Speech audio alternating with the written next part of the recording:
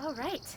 Okay, here we go. Here we go again. I've known Paula Schwimmer for 2 years. Just like that. Okay, hello everybody. I followed her and her husband Rafe through some of the brighter moments of his journey with Alzheimer's. This is crazy. How his personality shined in dance class and how the disease ignited a hidden creativity in his brain. The movement, give it to me, give it to me.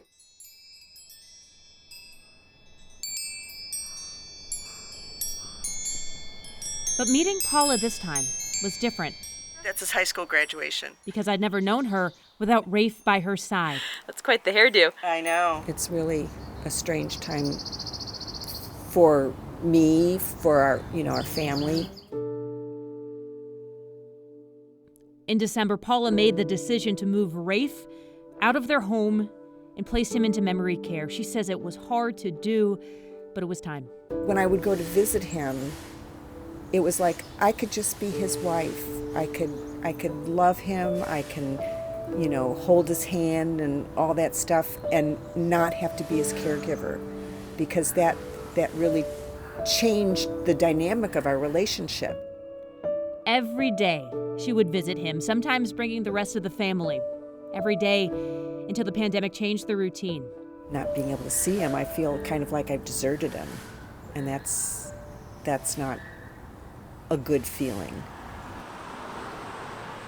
To prevent the spread of coronavirus, visits across the state have been put on pause.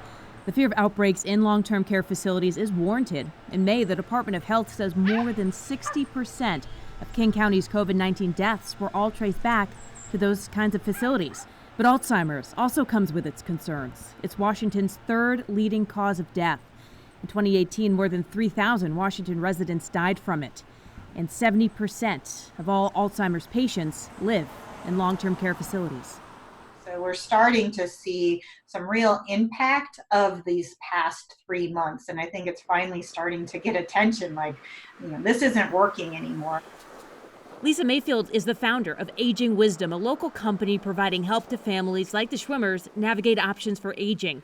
She says her clients living in facilities are hurting from social isolation, not only with the lack of visitations, but a lack of activities. The cumulative effect, they're becoming agitated, restless, can be aggressive. It's impacting sleep and seeing much more confusion. The state of Washington recently released guidelines for long-term care facilities regarding PPE and COVID-19 testing for staff and residents. And Lisa says that is really good news.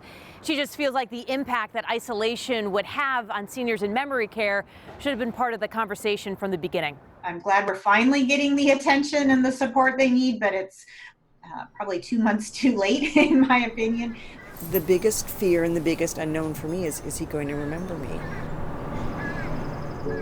For Paula, following COVID-19 precautions has meant relying on nurses for updates, as it is tough to communicate with Rafe on the phone.